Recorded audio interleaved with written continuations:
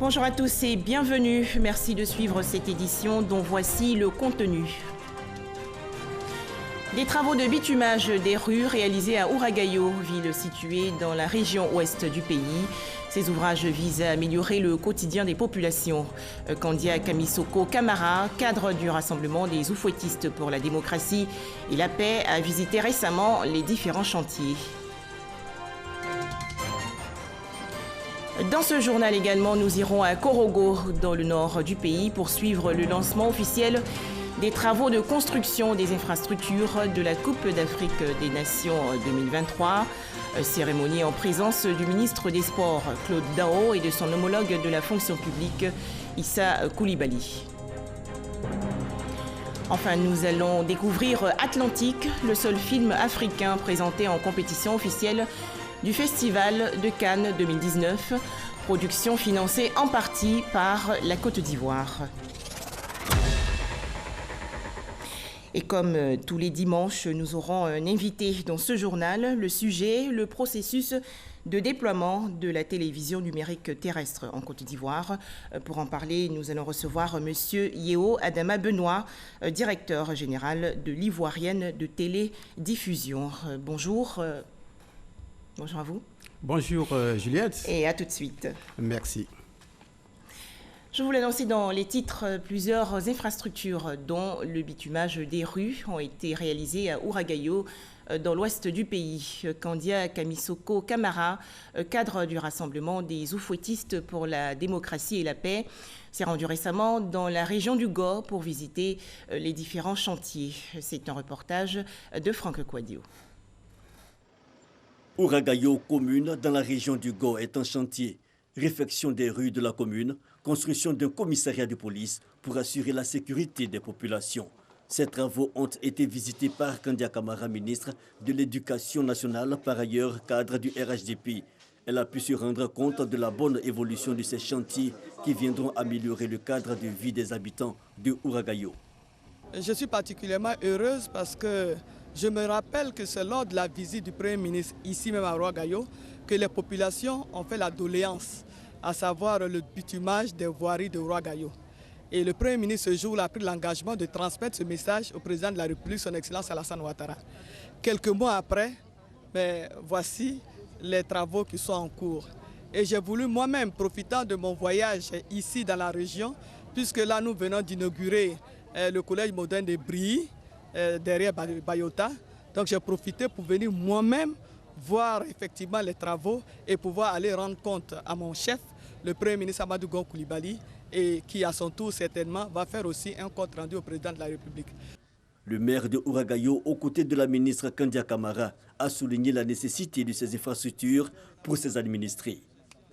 Témoins de cette visite de Kandia Kamara, les chefs traditionnels de Ouragayo venus nombreux pour exprimer leur gratitude au chef de l'État et à son gouvernement. On remonte un peu plus au nord du pays. Les travaux de construction des infrastructures de la Coupe d'Afrique des Nations 2023 ont été officiellement lancés hier par le ministre des Sports, Claude Daho. Ces ouvrages vont se composer essentiellement d'un stade de football, de 4 terrains d'entraînement et d'un hôtel. Coût des travaux, plus de 50 milliards de francs CFA. Ami Sissoko.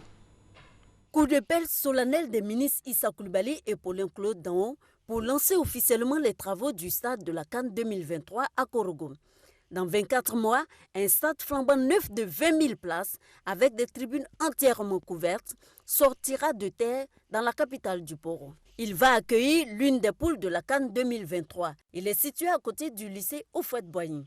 Une fierté pour le député maire de Korogo, Lansana Coulibaly, qui émet le vœu que les jeunes de Korogo soient privilégiés dans le recrutement de la main-d'œuvre. À Korogo, nous avons beaucoup de jeunes vaillants, prêts à travailler, de bons ouvriers et des entreprises capables de faire la sous-traitance comme l'entreprise le souhaiterait.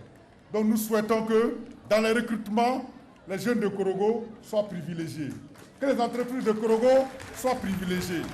Le stade du Poro, un joyau architectural qui répond à toutes les normes internationales s'agissant de la pelouse, des sièges, de la sécurité, de l'éclairage et de la gestion des flux de supporters, selon le coordonnateur du Bénet, Lucien Poénan. Korogo bénéficiera également d'une cité calme de 32 villas de 5 pièces chacune, toutes meublées, d'un réceptif hôtelier 3 étoiles de 50 lits. Plus de 50 milliards de francs CFA vont être investis dans l'ensemble des travaux réalisés par une entreprise chinoise et supervisée par le Bénet. La société chargée de l'exécution du projet, CNBM, est bien expérimentée dans le domaine de la construction. Elle pourra accorder des soutiens techniques et professionnels à la réalisation de ce projet. L'ambassade de Chine lui demandera d'accomplir les travaux dans les délais prévus, tout en respectant les normes et la qualité. Ce projet structurant est porteur d'un gisement important d'emplois et de travaux à haute intensité de main-d'œuvre pour les jeunes générations et pour nos enfants. Nous comptons donc sur vous pour tirer profit maintenant, avant, pendant et surtout à la fin des travaux de ces infrastructures. C'est pourquoi je voudrais vous exhorter tous à la solidarité et au civisme pour accompagner le gouvernement dans la réalisation, dans l'entretien et dans la gestion des ouvrages qui sont projetés. Représentant le Premier ministre Amadou Gon Coulibaly, le ministre de la fonction publique Issa Coulibaly s'est lui réjoui du démarrage des travaux et invité la jeunesse à y prendre une part active. Ces infrastructures constituent un atout pour notre pays et particulièrement pour les jeunes. En effet, sans infrastructures sportives modernes, le sport est réduit à sa plus simple expression. Les jeunes seraient alors privés d'une activité majeure et la Côte d'Ivoire sportive en marge du reste du monde. Les infrastructures sportives sont donc fondamentales pour un pays qui aspire à l'émergence. L'émissaire du gouvernement a fait don d'équipements sportifs aux 3 établissements secondaires de la ville, dont les stades, une fois réhabilités, serviront d'aire d'entraînement. À l'occasion de la CAN 2023, ce sont plus de 200 milliards de francs CFA que le gouvernement va injecter dans le développement du sport en Côte d'Ivoire.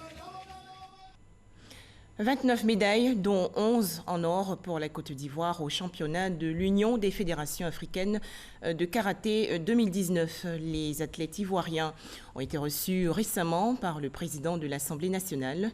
Amadou Soumaoro a exprimé sa fierté pour ces jeunes karatékas. Le point avec Moussa Konaté. La sélection ivoirienne de karaté reçue par le président de l'Assemblée nationale Amadou Soumaoro après sa brillante participation à la 18e édition du championnat de l'Union des fédérations africaines de karaté tenu du 5 au 12 mai à Abidjan. La délégation est conduite par le ministre des Sports, Claude Daon-Paulin. Nous voulons donc vous dire merci, Excellence, Monsieur le Président de l'Assemblée nationale, de nous donner cette opportunité de présenter un autre visage de la jeunesse de Côte d'Ivoire. Celle qui sait porter haut le flambeau de notre pays, qui peut éloigner les vices de la vie de tous les jours et qui peut aimer la Côte d'Ivoire comme nous la souhaitons. Parce que la Côte d'Ivoire, effectivement, est de retour dans le Conseil des Nations. 29 médailles raflées par les athlètes ivoiriens à cette compétition de karaté, dont 11 en or, 12 en argent et 6 en bronze. Une performance saluée par le président de l'Assemblée nationale. Nous sommes heureux de partager ce plaisir avec vous, ainsi qu'avec toute la nation. Monsieur le Président de la Fédération ivoirienne de karaté et disciplines associées, lorsque vous m'informiez de la participation de notre pays à ce championnat d'Afrique de karaté et que vous sollicitiez mes bénédictions, je vous avais rassuré. Et je vous avais demandé d'être confiant. D'être confiant, mais surtout d'être déterminé. Et d'avoir à l'esprit que vous alliez à cette compétition pour gagner, pour honorer notre pays. Le président de l'Assemblée nationale a offert la somme de 5 millions de francs CFA à la Fédération ivoirienne de karaté et des disciplines associées. Il a été levé au grade de ceinture noire, première dan. Le calme est revenu à Béoumi, ville du centre du pays, qui avait été récemment le théâtre de violents affrontements entre communautés baoulées et malinquées. Des officiels ivoiriens ont fait le déplacement hier dans cette localité pour tenter d'apaiser les esprits. Kwadio Kwame de RTI Bouaké. Une mission gouvernementale à Béoumi pour rapprocher les positions des différentes communautés en conflit. Le porte-parole de la communauté malinquée et des cadres au terme de la rencontre. Nous sommes mélangés avec les Bablés. Nous avons marié les femmes Bablées. Nos enfants sont entre les Bablés et les Djoula. On vit ensemble, ça c'est forcé. Tout le monde est fatigué. On veut maintenant la paix. Ici à Béoumi, nous sommes les mêmes. Même ailleurs, tout être humain est un être humain. Ici, on a appris à vivre en bonne intelligence de tous les temps, depuis nos grands-parents jusqu'à maintenant. Il est important que nous qui assurons le relais de ces aïeuls-là, qui ont bien vécu ensemble, nous puissions ne serait-ce que faire comme ce qu'ils ont vécu, en paix, dans la cohésion, dans l'harmonie. Après la communauté malinquée, la communauté baoulée. Si on ne nous avait pas écoutés, ça n'allait pas finir. Palabre est finie, palabre est finie. À Béoumi, comme on dit, l'implication de chaque communauté dans l'autre est très vivante et ce n'est pas normal qu'on en arrive à cette situation. Le ministre Sidi Touré Tiemoko, à la fin des différentes rencontres. Ce qui est arrivé est malheureux. Aujourd'hui, toutes les communautés dans leur entièreté pensent à demain et le demain, ils le voient ensemble, vivre ensemble. Il est clair que pour ce qui est arrivé, ceci ne peut pas nous laisser indifférents. Si tant est qu'il y a eu des tentatives ou des mains en dessous, bien sûr, les uns et les autres répondront devant la loi pour que définitivement que justice se fasse et que les uns et les autres comprennent qu'on ne peut pas impunément monter les communautés les unes contre les autres. Des initiatives sont prises, les rencontres se multiplient. Chaque habitant doit faire l'effort nécessaire pour l'instauration d'une paix véritable afin que Béoumi reste et demeure la cité de la vraie fraternité. Un tout autre sujet à présent. Selon un sondage en Côte d'Ivoire, 92% des consommateurs ne sont pas satisfaits des relations entreprises-clients. Alors pour résoudre ce problème, une plateforme dénommée Contact Expo Africa a été mise en place pour rapprocher les consommateurs des fournisseurs de services. Le point avec Didier Nguessan. Profil personnalisé, assistance 24/24, facturation détaillée. Aujourd'hui, les centres d'appel mettent tout en œuvre pour concilier fournisseurs et consommateurs. Nous avons restitué les résultats de l'enquête sur les tendances de la relation client en Côte d'Ivoire. La première impression qui est ressortie de cette enquête, c'est que 92% des citoyens ivoiriens, des clients, qu'ils soient usagers ou clients du service des administrations privées, des entreprises privées, sont insatisfaits à hauteur de 92%. Donc ça interpelle aussi bien les opérateurs économiques que les pouvoirs publics et privés à recentrer la satisfaction client au cœur de leur métier, de leur travail. Nous sommes présents ici pour démontrer, pour prouver à la population ivoirienne que nous les entendons, nous les écoutons et nous sommes dans une démarche de prise en charge de leurs préoccupations, dans une démarche de satisfaction clientèle. Nous avons mis en place tout ce qui est solution de digitalisation, d'innovation. Nous espérons que la population ivoirienne va adhérer, sera satisfaite. Le service de relation à la clientèle, autrefois intégré au sein des entreprises, est confié de plus en plus à des professionnels de la relation client, afin de permettre aux fournisseurs de se concentrer sur leur cœur de métier. Au chapitre santé, la sortie officielle de la 33e promotion des pharmaciens de la faculté des sciences pharmaceutiques et biologiques de l'université Félix Houphouët-Boigny de Cocody. L'occasion pour le ministre Eugène Akaouélé d'encourager ces professionnels de la santé à améliorer la qualité des soins qu'ils vont prodiguer aux malades. Désiré Kofi et Salima Toudia. La qualité et la performance du système de santé dépendent en majeure partie de celle des professionnels de santé. En substance, les propos du ministre de tutelle au nouveau pharmacien de la 33e promotion de la faculté des sciences pharmaceutiques et biologiques de l'université Félix Houphouët-Boigny. À Kaolé, les invite à jouer leur rôle dans un contexte de réforme sanitaire où les exigences du patient sont prises en compte. En effet, c'est conscient du rôle prépondérant que joue la santé dans la prospérité et l'épanouissement des populations que le gouvernement ivoirien met un point d'honneur à l'amélioration des services de l'offre de soins à travers des formations des agents de santé de qualité mis à disposition.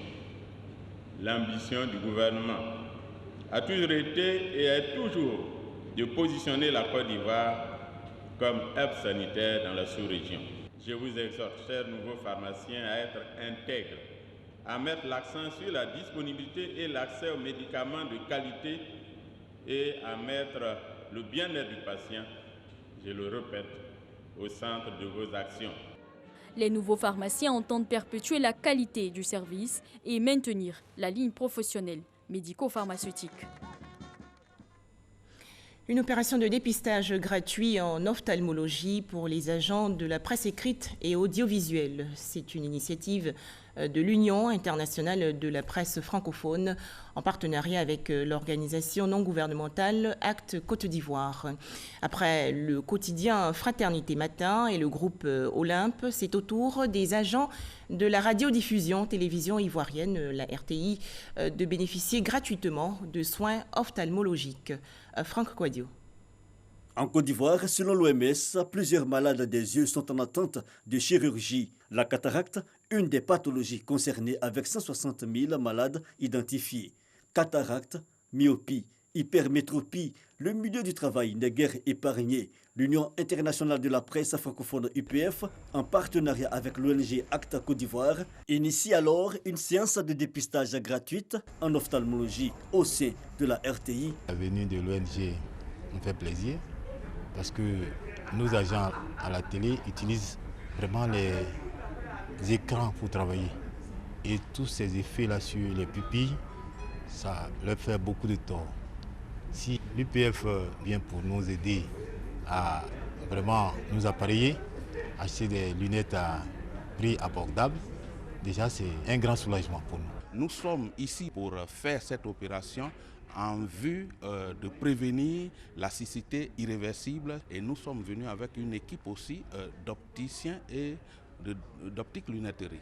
Dépistage concernant l'ensemble des acteurs, des médias et de la presse, l'UPF entend pérenniser l'action. C'est une organisation qui lutte pour le respect de la liberté de la presse et le respect des conditions normales du travail des journalistes. Nous sommes en train de réfléchir à une sorte d'institutionnalisation d'une opération de ce genre. Cette initiative de l'UPF à Côte d'Ivoire vise à faciliter aux agents de la presse l'accès aux soins ophtalmologiques. Une interrogation à présent. Quels sont les problèmes rencontrés par les hôpitaux et autres établissements scolaires de la région de Lianguébi-Tiassa, dans le sud du pays?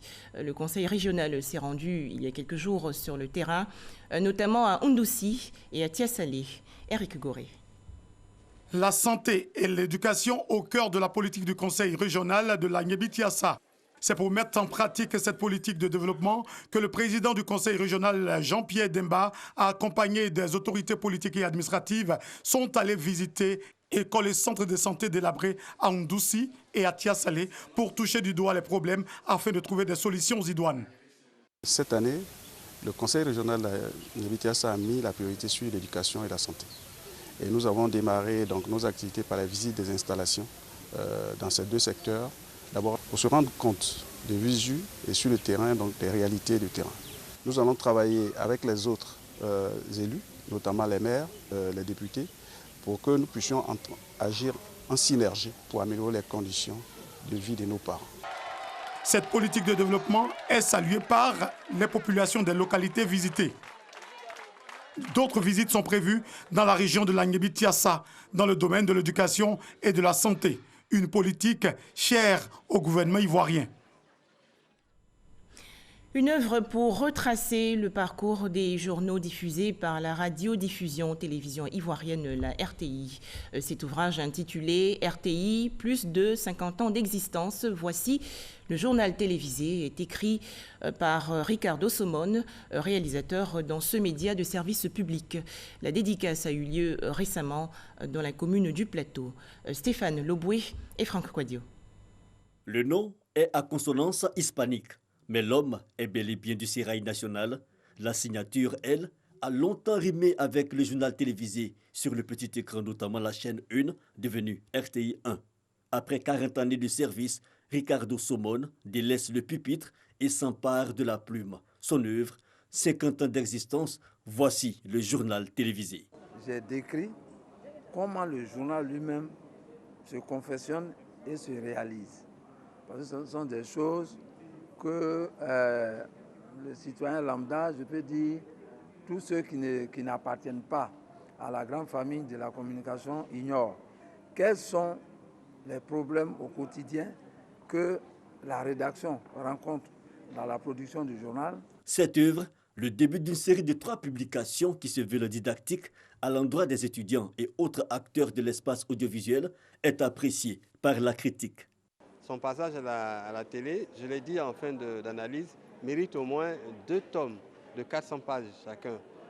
Parce que ça fait 40 ans sous 5 présidents de la République, il faut le noter. Ça fait beaucoup de choses, beaucoup d'informations.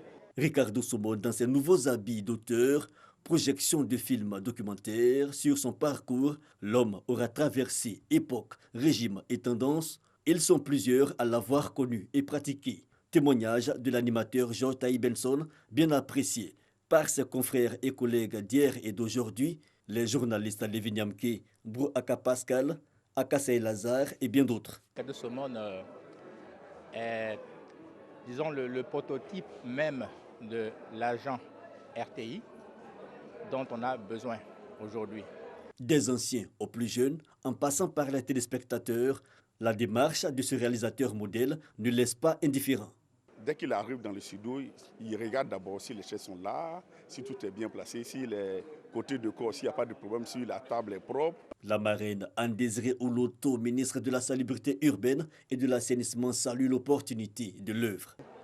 Très peu de cadres écrivent leur expérience, partagent leur expérience, leur passion également. Et Ricardo aujourd'hui donc a eu l'opportunité de donner sa part de vérité sur ce que c'est que le journal télévisé, la vie à la télévision nationale, la RTI. Ricardo Somone Maurice, après 40 années de service, à la retraite dès la fin du mois de mai. Il est commandeur de l'Ordre du Mérite du Travail et chevalier dans l'Ordre national. Religion, puisque c'est aujourd'hui dimanche avec la célébration de la messe d'action de grâce de Brou Vitalis, nouveau prêtre ordonné. C'était à la paroisse Notre-Dame de la Tendresse, dans la commune de Cocody. Un reportage de Isaïo. Paroissiens, parents, amis et connaissances ont participé avec ferveur à cette grande célébration de messe d'action de grâce du Père Brou Vitali. Ils ont aussi manifesté leur choix à travers des cantiques, des pas de danse et des dons de tout genre. Un véritable bonheur qui s'ouvre sur notre paroisse, que nous vivons ici. Dieu véritablement s'est penché sur nous. Et après notre premier prêtre, il nous en donne un second. Et ça, c'est une véritable joie. La communauté doit appuyer et accompagner leurs prêtres dans leur vie sacerdotale. Enfin, toutes ces années d'études couronnées par la gloire de Dieu, notre fils qui devient prêtre et qui dit sa messe d'action de grâce. Pour nous, les mamans de la tendresse, pour toutes les femmes de l'Église catholique ivoirienne, qui sommes heureuses d'accueillir notre fils Vitali aujourd'hui. Le Père Brou Vitali, vicaire sur la paroisse Saint-Jean de Cocody, s'est réjoui de la mobilisation des fidèles chrétiens. Son Éminence Jean-Pierre Cardinal Coutouan a bien voulu nous associer au sacerdoce du Christ, le sacerdoce ministériel. Une impression de satisfaction, une impression de honneur, gloire et louange rendue au Seigneur pour toutes les merveilles qu'il a accomplies dans ma vie. Ordonné prêtre de Jésus, le 8 février 2019, à la cathédrale Saint-Paul du Plateau, l'abbé Brou Vitali est le deuxième prêtre issu de la paroisse Notre-Dame de la Tendresse. Un seul film africain présenté en compétition officielle du Festival de Cannes 2019. Atlantique, le premier long métrage de la réalisatrice sénégalaise Mati Diop, a bénéficié de l'appui financier de la Côte d'Ivoire dans le cadre de la coopération Sud-Sud. Serge Collier. Première grande projection pour Atlantique. Le long métrage de la réalisatrice franco-sénégalaise Mati Diop est le seul film africain sur les 21 en lice pour la Palme d'Or. Aux côtés du ministre sénégalais de la Culture et de l'équipe de production, la délégation ivoirienne. La Côte d'Ivoire, à travers le FONSIC, le Fonds de soutien à l'industrie cinématographique, a apporté son concours financier à cette fiction qui représente l'Afrique à Cannes. Il y a deux appuis institutionnels qui nous marquent, c'est le FOPICA du Sénégal et la Côte d'Ivoire. Donc ça, c'est une Afrique qui gagne, c'est une Afrique qui s'entraide. Et le résultat aujourd'hui, ça prouve qu'on peut aller loin, très loin. Et ce qui arrive aujourd'hui est magnifique et c'est historique parce que c'est la première fois qu'une femme quand même arrive à ce niveau pour le continent africain. Cortège hollywoodien de l'hôtel Le Grès d'Albion jusqu'à la montée des 24 prestigieuses marches du Palais des Festivals, siège de cette 112e édition du Festival de Cannes.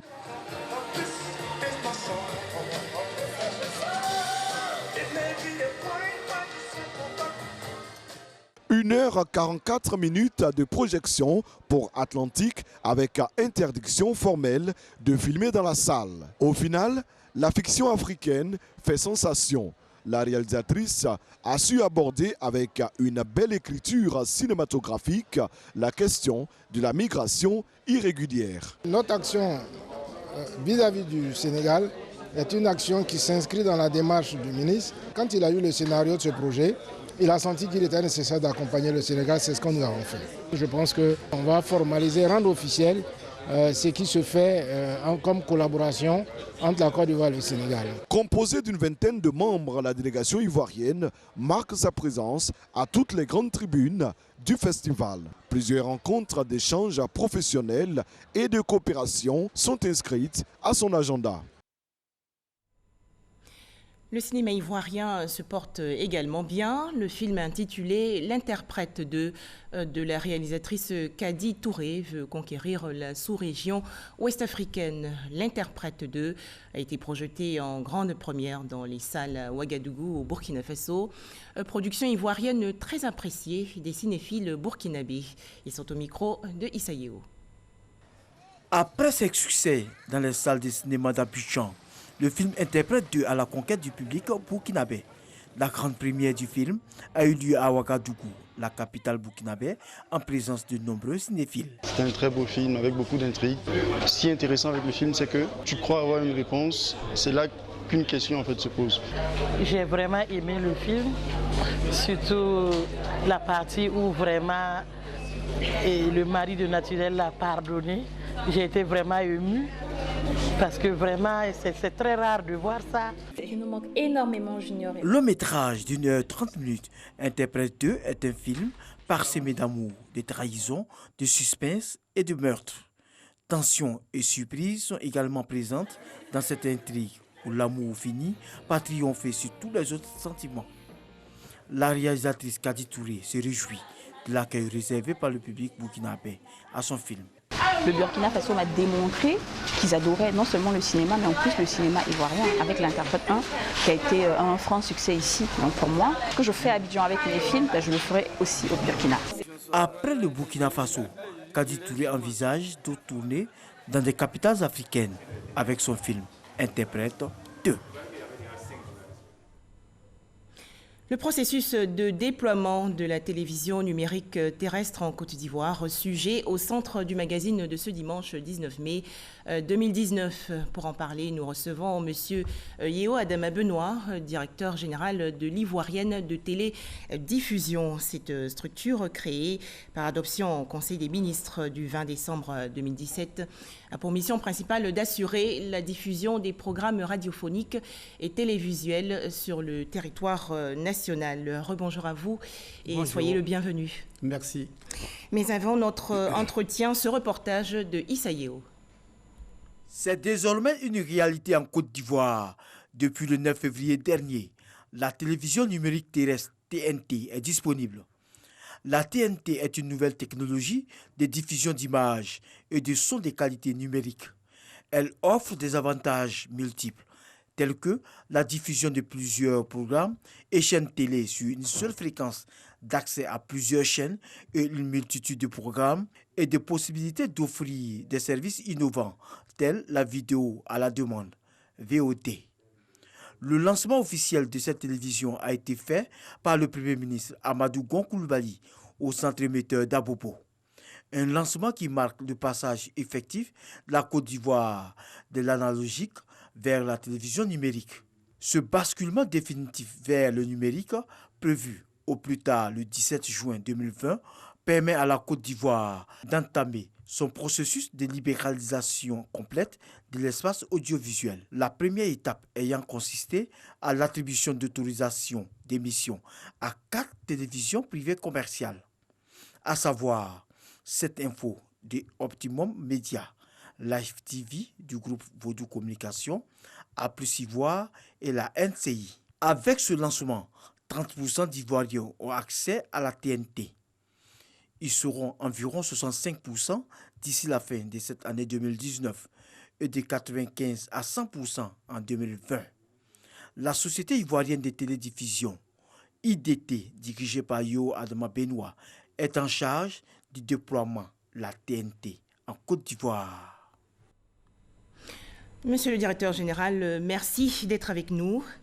La télévision numérique terrestre, la TNT, un terme assez tiré par les cheveux. Alors, en des mots très simples, pouvez-vous nous expliquer ou nous réexpliquer ce qu'est la TNT? Alors, la TNT, comme vous l'avez bien dit, je vais essayer de vous l'expliquer en des termes très simples. Merci. Mais avant tout, permettez quand même que je donne la définition. La télévision numérique terrestre, c'est une nouvelle technologie de diffusion terrestre. Alors, elle véhicule des images, des sons, des données, tout numérique. Le passage de l'analogie à la télévision numérique s'intègre dans un mouvement mondial. Bien avant tout, c'est un choix de souveraineté nationale. Donc il y a des enjeux politiques, économiques et sociaux. Alors le passage de la télévision analogique à la télévision numérique, en ce qui concerne la Côte d'Ivoire, est une double transition.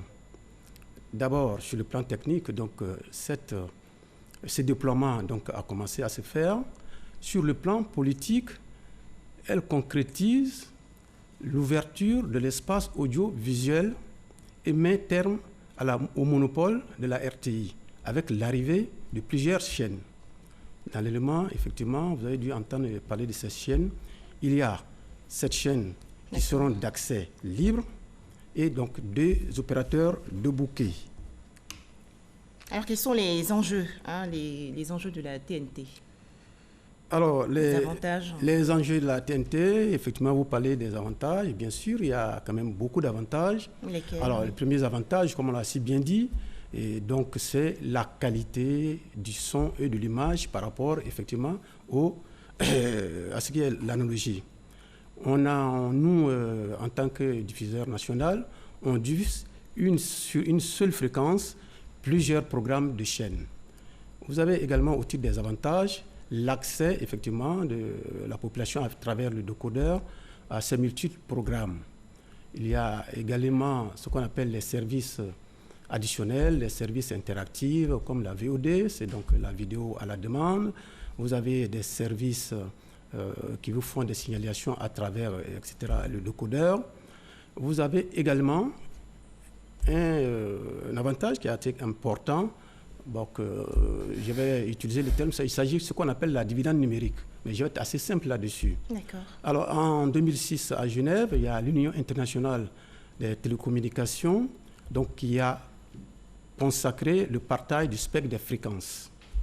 et donc a pu, au cours de ce partage, au cours de cette affectation de nouvelles fréquences, a pu libérer des plages de fréquences comme par exemple au télécom.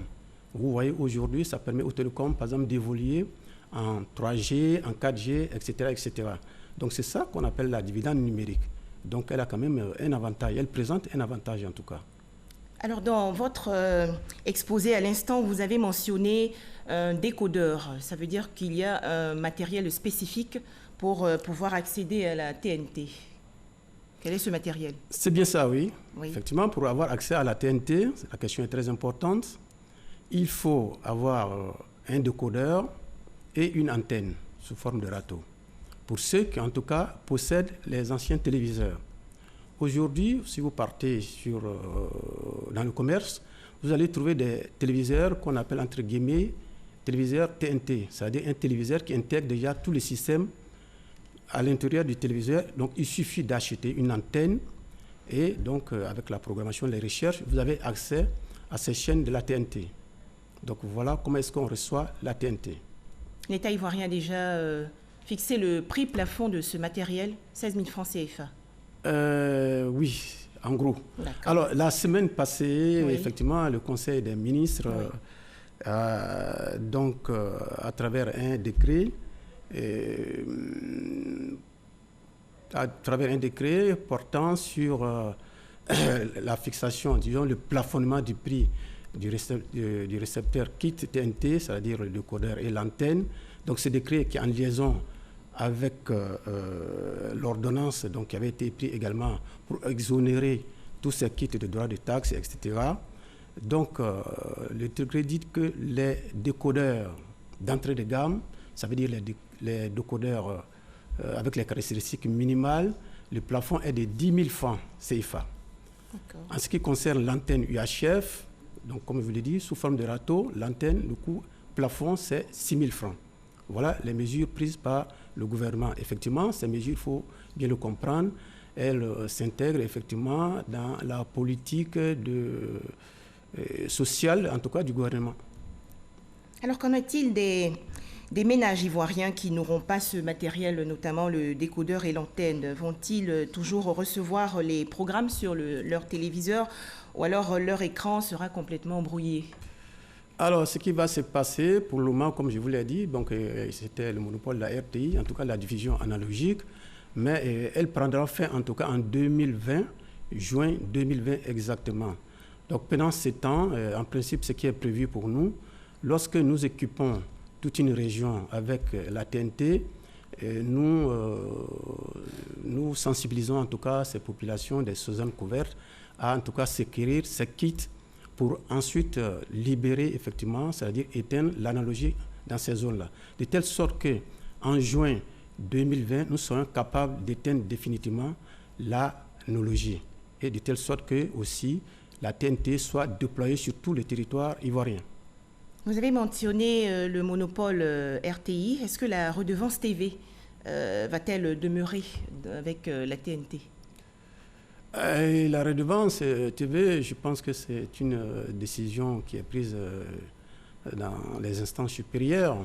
C'est vrai que quand on regarde les systèmes, l'écosystème, la Société ivoirienne de télédiffusion est partie d'une scission de la RTI, ce qui voudrait dire effectivement que nous devrons bénéficier de cette redevance. Mais je crois pour le moment, en tout cas, c'est la RTI qui continue de bénéficier de cette redevance. D'accord. Voilà. Alors revenons au ménage ivoirien. Une chose est d'avoir le kit TNT, c'est-à-dire l'antenne et le décodeur, et une autre est de pouvoir l'installer. Comment les téléspectateurs vont-ils s'y prendre? Alors nous avons déjà organisé un séminaire à l'intention de ce qu'on appelle les installateurs. Et nous allons encore renouveler cette opération de telle sorte que lorsque un téléspectateur a des soucis, qu'il puisse effectivement appeler l'un de ces personnes que nous aurons eu à former. Mais je vais dire aussi que, puisque ce marché de l'importation des décodeurs, c'est un marché qui est ouvert. Donc, nous sensibilisons également les importateurs et nous sommes en relation avec eux. Pour tout ceci aussi, vous pouvez aller sur le site de la Société ivoirienne de télédiffusion sidt.ci. Vous aurez toutes les informations. Monsieur le directeur général, certains pays occidentaux ont lancé la télévision numérique terrestre en 2005. En Côte d'Ivoire, c'est en août 2018 que le ministère de la Communication et des Médias a lancé les travaux de construction du réseau national de la TNT à l'ex-centre émetteur de la RTI à Bobo. Pourquoi la mise en œuvre de la TNT a mis tant de temps? Est-ce une technologie lourde, coûteuse? Alors, je vais essayer de répondre à la question. C'est vrai, on peut penser que nous sommes en retard, mais nous ne sommes pas aussi en retard. Regardez quand même au niveau de l'Afrique, quels sont les pays qui ont terminé. Mais en ce qui nous concerne, en tout cas, il faut savoir que la mise en place de structures dédiées pour la TNT, la mise en place d'une réglementation et l'annulation du premier appel d'offres ont fait qu'effectivement, nous avons pris un retard dans le déploiement de la TNT. C'est bien ces raisons-là. Est-ce qu'on peut avoir une idée du coût de la mise en œuvre de la TNT en Côte d'Ivoire? Ben oui, le coût, oui, nous sommes en tout cas pour le moment autour de 26 milliards. D'accord. Alors, pour comprendre quand même aussi ces chiffres, il faut se poser la question au niveau, nous prenons surtout l'exemple au niveau des autres pays africains, nous sommes parmi les pays qui en tout cas qui ont essayé de minimiser le coût de déploiement de la TNT. Vous avez certains pays donc qui vont jusqu'à au-delà de 100 milliards de francs CFA pour le déploiement de la TNT dans justement leur pays. Monsieur le directeur général, dernière question. Le passage à la TNT, c'est pour bientôt. À ce jour, l'entreprise que vous dirigez, l'Ivoirienne de télédiffusion, est-elle fin prête pour couvrir l'ensemble du territoire national? Oui, en tout cas, nous sommes fin prêts en ce qui concerne effectivement ce déploiement de la TNT. Nous avons déjà fini avec la région Abidjan et région, donc qui couvre en tout cas 25%. Nous sommes actuellement à l'intérieur du pays, sur ces grandes villes, sur ces grandes régions. Et là, nous pensons d'ici juin, juillet, couvrir 60% en tout cas de ces régions-là. Et ainsi de suite, nous avons en tout cas 35 centres au total pour couvrir tout le pays. Le basculement vers la TNT sera-t-il soutenu par une campagne de sensibilisation pour préparer tous les esprits à tous ces changements? Et bien sûr, cette campagne, de toute façon, elle a démarré peut-être timidement avec l'interdiction des postes qu'il ne faut pas importer. Nous donnons plus d'informations sur le décodeur, les caractéristiques du décodeur aux importateurs. Nous allons mener maintenant cette campagne de sensibilisation pour expliquer aux Ivoiriens qu'est-ce que c'est que la TNT, comment se procurer les kits, etc., etc. Donc cette campagne va commencer la semaine prochaine, appuyée effectivement par une campagne terrain. Nous allons faire des caravanes, etc., dans en tout cas toutes les régions qui sont couvertes. Donc nous sommes vraiment fin prêts pour lancer cette campagne-là. Merci beaucoup, monsieur le directeur général. Je rappelle que nous recevions monsieur Yeo Adama Benoît. Vous êtes le directeur général de l'Ivoirienne de télédiffusion. Et avec vous, nous avons parlé du processus de déploiement de la télévision numérique terrestre en Côte d'Ivoire. Merci encore d'avoir été avec nous. Merci à vous. Des images pour terminer. Avril 2019, Lassana Cissé, un migrant ivoirien qui rentrait de son travail, est tué à Malte. Les autorités maltaises ont arrêté il y a quelques jours 2 militaires suspectés de l'avoir abattu. Selon des sources proches de l'enquête, l'un des suspects aurait avoué cibler des migrants simplement parce qu'ils sont noirs. À noter que depuis cette arrestation, tous les partis politiques maltais ont condamné ce crime xénophobe. Voilà, merci de nous avoir suivis et très bon début de semaine à tous.